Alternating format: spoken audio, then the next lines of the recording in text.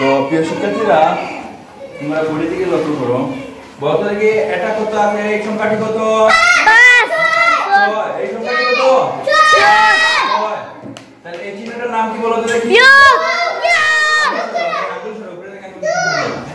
হ্যাঁ ঠিক আছে, বিয়োগ। এই সংখ্যাটির নাম কি? 2। তাহলে এবার দেখো তো,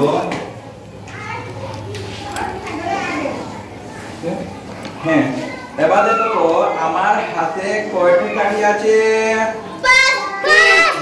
ভালো করে হিসাব করে বলো, কয়টি? 6টি। কয়টি কাঠি? 6টি। আমার হাতে আছে 6টি কাঠি। ওকে, কয়টি কাঠি? 6টি। 6টি কাঠি। ওকে, এই দেখো তোমরা লক্ষ্য করো, এই তো ঠিক আছে। তাহলে বিয়োগ করতে হবে 2। কয়টি বিয়োগ করতে হবে? 2। তাহলে এই 2টা আমি সরিয়ে দিলাম, মানে সরাইলাম, কমাইলাম, ঠিক আছে। তাহলে এবার আমার হাতে কয়টি কাঠি? 4টি। ভালো করে বলো, কয়টি কাঠি? 4টি। তোমরা বলো, কয়টি কাঠি? 4টি। 4টি। তাহলে আমরা এখন বসাতে পারি 6 থেকে 2 বিয়োগ করলে কত থাকে? 4 থাকে। তাহলে আমরা এখন 4 বসাবো। অঙ্কটি বুঝতে পারছো? সবাই বুঝতে পারছো? যদি বুঝে থাকো তাহলে তোমাদের অনেক অনেক ধন্যবাদ।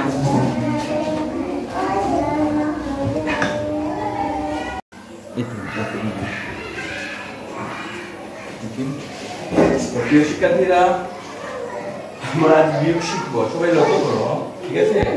বলবো এটার নাম কি বলো তো দেখি? 8। এই চিহ্নটার নাম কি বলো তো দেখি?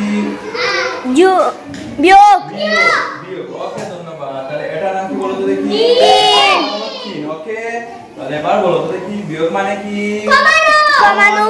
ধন্যবাদ তোমাদেরকে। হ্যাঁ, তাহলে দেখো তো এটা 8 এটা 3, ঠিক আছে। তাহলে 8 থেকে 3 বিয়োগ করলে কত থাকে আমরা দেখব আজকে, ঠিক আছে, উপকরণের মাধ্যমে। ওকে ওকে ওকে 1 2 3 4 5 6 7 8। হ্যাঁ, এবার দেখো আমার হাতে কয়টি কাঠি? 8টি। আমার কাছে আছে 8টি কাঠি। ওকে, কয়টি কাঠি? 8টি। 8টি কাঠি আছে। ভালো করে দেখো সবাই, কয়টি কাঠি? 8টি। 8টি কাঠি। এই 8টি, এই 8 থেকে এই 3 বিয়োগ করতে হবে, বা 8 থেকে 3 কমাতে হবে। ওকে, তাহলে 1 2 আমি এই 3টা কমিয়ে নিলাম। ওকে, এবার বলো তো দেখি আমার হাতে কয়টি কাঠি থাকলো? 5টি।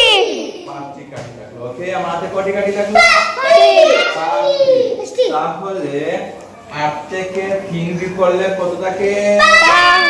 5 থাকে। বুঝতে পারছো? তাহলে এই 5 হবে এখানে। ওকে, তোমরা সবাই বুঝতে পারছো? সবাই বুঝতে পারছো? তাহলে তোমাদেরকে অনেক অনেক ধন্যবাদ। হ্যাঁ।